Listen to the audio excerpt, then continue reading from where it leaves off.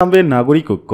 গরম কমলে আবারও বড় আকারে আন্দোলনে নামার ঘোষণা দিয়েছেন গণতন্ত্র মঞ্চের শীর্ষ নেতা ও নাগরিক ঐক্যের সভাপতি মাহমুদুর রহমান মান্না। তিনি বলেন, এ আন্দোলন আওয়ামী লীগকে সরিয়ে বিএনপিকে ক্ষমতায় আনার আন্দোলন নয়। এ আন্দোলন হবে জিনিসপত্রের দাম কমানোর, ঋণের বোঝা কমানোর। এ আন্দোলন হবে বিদ্যুতের দাবি আদায়ের আন্দোলন। শুক্রবার জাতীয় প্রেস ক্লাবের সামনে আয়োজিত বিদ্যুৎ জ্বালানি ও রেলের ভাড়া বৃদ্ধির প্রতিবাদে এবং নেত্রী খালেদা জিয়া সহ সব রাজবন্দীর মুক্তির দাবিতে প্রতীকী অবস্থান কর্মসূচিতে প্রধান অতিথির বক্তব্যে তিনি এসব কথা বলেন। অবস্থান কর্মসূচির আয়োজন করেছে বাংলাদেশ নাগরিক অধিকার আন্দোলন। মাহমুদুর রহমান মান্না বলেন, শেখ হাসিনা সরকারের সঙ্গে কোনো আপোষ নেই। এই সরকারকে মানি না এবং মানবও না।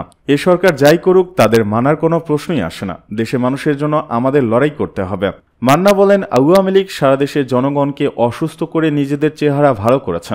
আগামী 3 মাস বিদেশ থেকে প্রয়োজনীয় জিনিসপত্র আমদানি করার টাকা পর্যন্ত এ সরকারের কাছে নেই। আমাদের রপ্তানি বাড়ানোর আর কোনো সুযোগ নেই। কেবলমাত্র বিদেশিরা যদি আমাদের ডলার দেয় তাহলে এদেশ বাঁচতে পারে, না হলে এদেশ বাঁচতে পারবে না।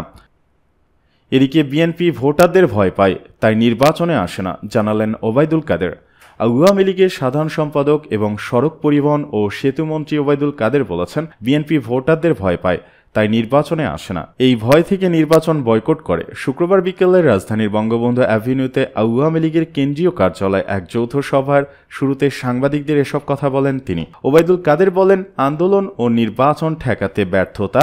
এই ব্যর্থতার পর বিএনপি আবারও আন্দোলনে নামে বিশৃঙ্খলা, সন্ত্রাস সৃষ্টির পায়তারা করছেন। অনেকে বলেন পাল্টাপাল্টি সমাবেশ করছি। আজ কিন্তু আমরা কোনো সমাবেশ করিনি। সমাবেশ আমরা করব, কারণ বিএনপি সমাবেশ মানেই অগ্নি, সন্ত্রাস, বিশৃঙ্খলা, রক্তপাত। বিএনপির কাছে গোটা রাজধানীকে যদি ছেড়ে দিই তাহলে জনগণের জানমাল সুরক্ষায় সমস্যা হতে পারে। এ কারণে আমাদের থাকতে হয়। সমাবেশ থেকে এ পর্যন্ত পাল্টাপাল্টি, মারামারি, সংঘর্ষ, বিরোধ কিছু হয়নি মন্তব্য করে তিনি বলেন, আমরা নাম দিয়েছি শান্তি সমাবেশ। আমরা সেভাবেই শুরু ও শেষ করেছি। আমরা যদি মাঠে না থাকি তাহলে অতীতের অভিজ্ঞতা বলে বিএনপির সমাবেশ মানেই নৈরাজ্য, পুলিশ হত্যা, সাংবাদিকদের ওপর নির্যাতন, হাসপাতালে হামলা। এটা 28 অক্টোবর লক্ষ্য করেছে। আন্দোলন করেছে, আমরা নাকি পালানোর পথ পাবো না। আর সেদিন দেখলাম কত যে দ্রুত মঞ্চ থেকে নেমে অলিগলি খুঁজে পাচ্ছিল না, পালাচ্ছিল। পালায় বিএনপি।